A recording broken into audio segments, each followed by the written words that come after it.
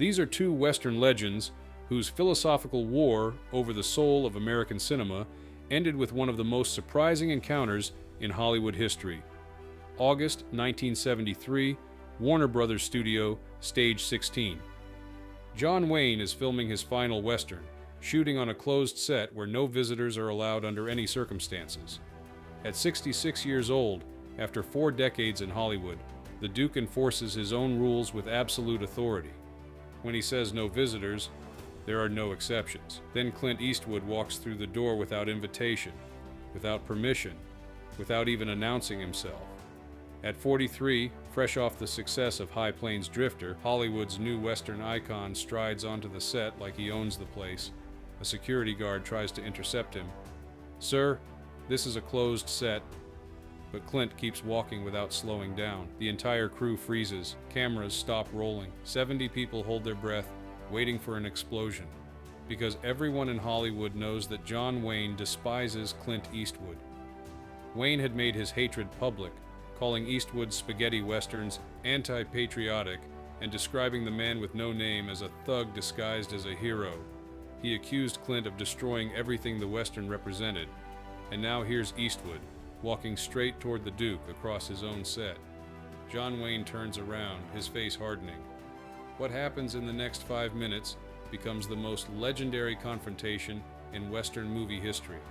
But to understand this moment, you need to grasp what these two men represented in 1973. They were two irreconcilable Americas, two opposing generations, two mythologies at war with each other.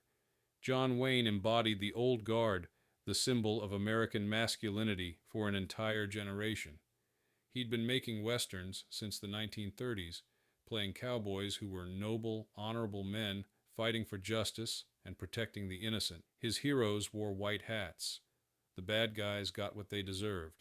America was virtuous, and so were its heroes. Then Clint Eastwood arrived and shattered everything.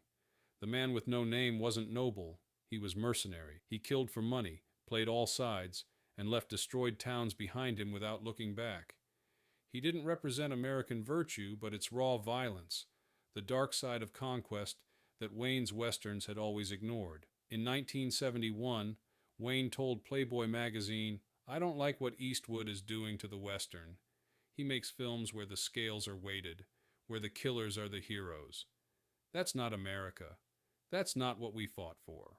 Wayne even went so far as to send Clint a personal letter, pleading with him to stop making those kinds of westerns, to consider the impact his films had on the genre, on America, on the values Wayne had defended throughout his career.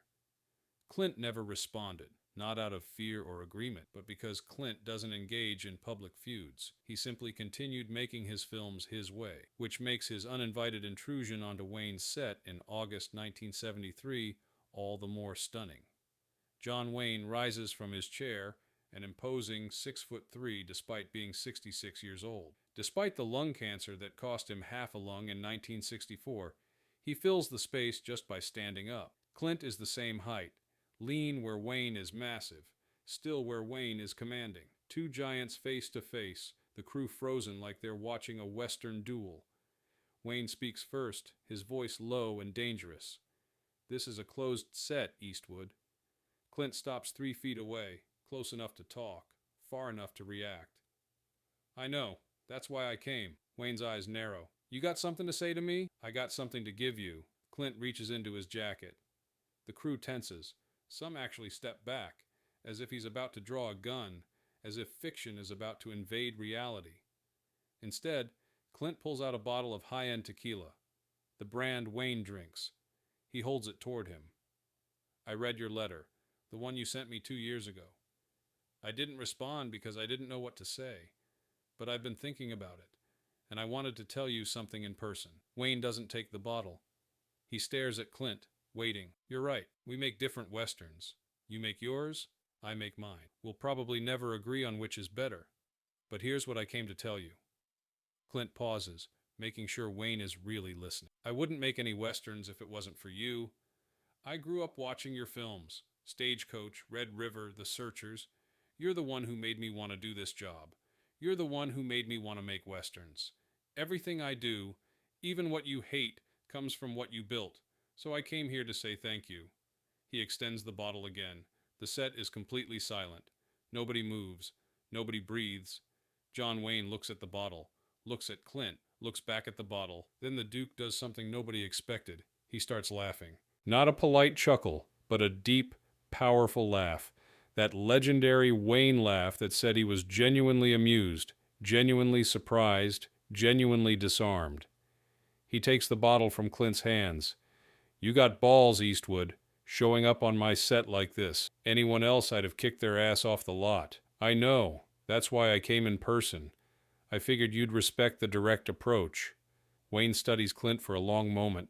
The anger has vanished from his face, replaced by something else, curiosity, maybe even respect.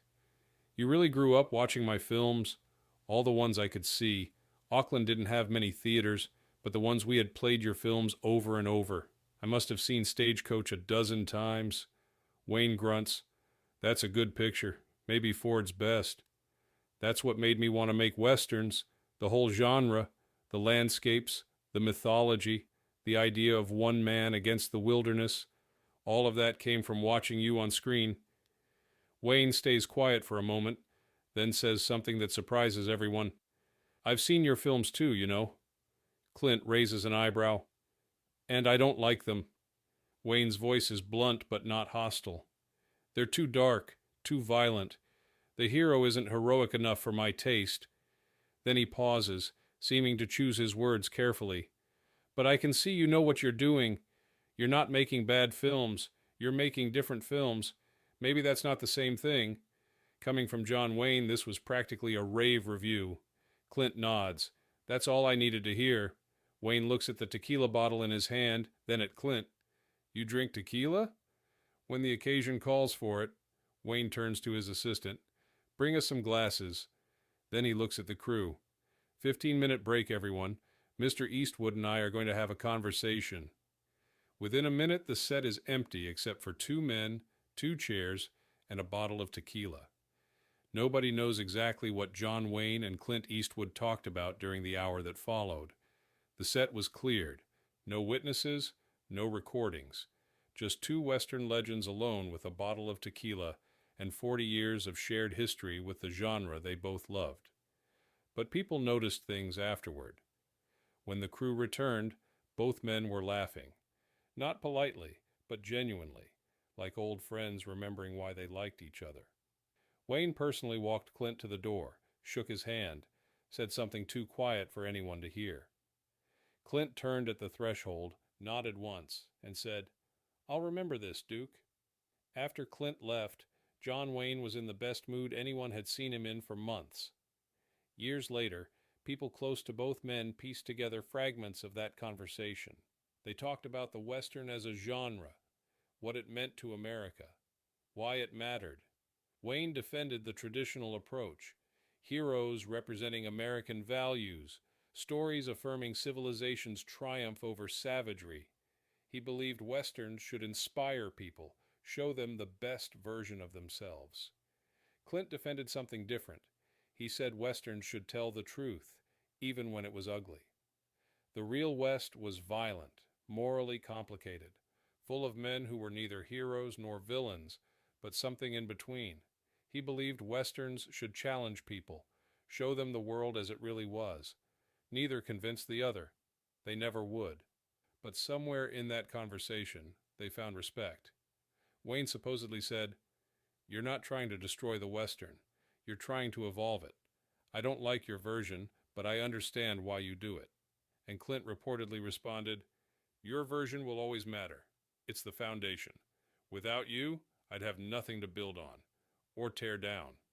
That last part made Wayne laugh. Tear down? You got nerve, kid.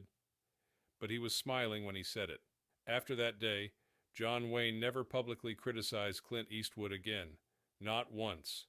During the remaining 6 years of his life, reporters constantly asked for comments about Clint. They wanted the feud, the conflict, the old lion attacking the young buck. Wayne refused. When asked about Clint's westerns, he'd say, We make different pictures, that's all. When pressed about whether he still thought Clint's films were anti-patriotic, he'd respond, I said what I said, but a man can change his perspective. The closest he came to explaining what had changed was in a 1976 interview, 3 years before his death. A journalist asked, "You and Eastwood seem to have buried the hatchet. What happened?" Wayne smiled that crooked, weathered grin that had launched 1,000 films. "He came to see me himself, uninvited, and walked onto my set like he owned the place. You know what? That took guts. I respect guts. I always have. We talked, discovered we don't agree on much, but we agree on one thing: the Western matters. It's American mythology. It's how we tell ourselves who we are." Clint and I just tell different parts of the story. His part is darker than mine, but it's part of the story. The journalist pressed, "So you're friends now?" Wayne shook his head. "I wouldn't say friends. We're too different for that. But there's respect. And in this business, respect is worth more than friendship. Friendship fades. Respect endures." John Wayne died on June 11th, 1979, of stomach cancer. He was 72 years old. Clint Eastwood was at the memorial service, sitting in the back. He didn't speak to the press, made no statements.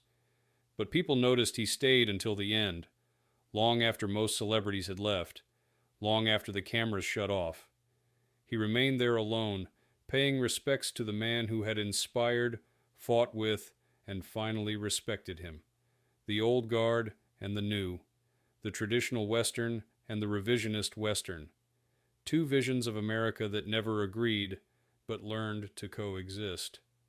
In 1992, 13 years after John Wayne's death, Clint Eastwood released Unforgiven. It was a Western, the darkest Western ever made, some critics said. The story of an aging gunfighter coming out of retirement for one last job, confronting the violence of his past, and discovering there are no heroes, only survivors. It was everything John Wayne had criticized about Clint's films. The scales were weighted.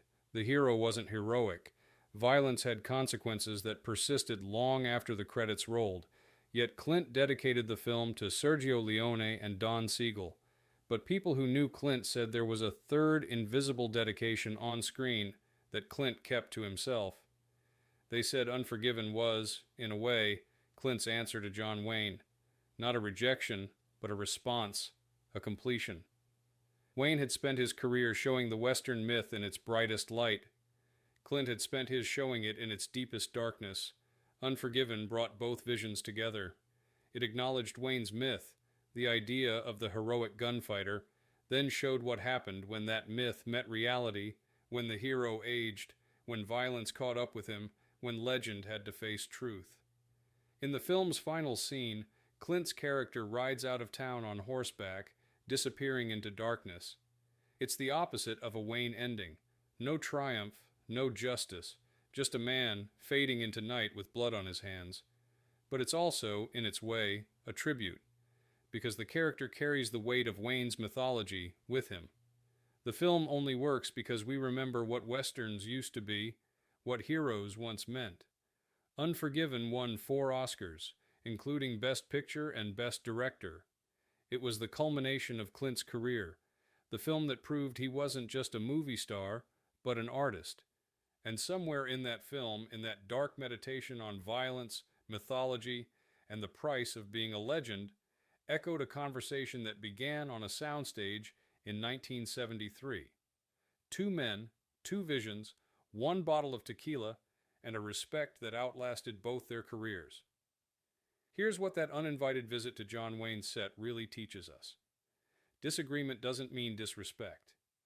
You can think someone is fundamentally wrong and still honor what they built, acknowledge their contribution, learn from them. Clint Eastwood disagreed with John Wayne about everything important, about Westerns, about America, about what heroes should look like, and what stories should say. But he respected Wayne, respected what Wayne had built, respected the foundation that made his own work possible. And he had the courage to say so in person, uninvited, on a closed set where he wasn't welcome. That's what changed Wayne's mind. Not the words, the act, the willingness to show up face to face and deliver respect directly. Wayne had spent years criticizing Clint from a distance through interviews, letters, intermediaries.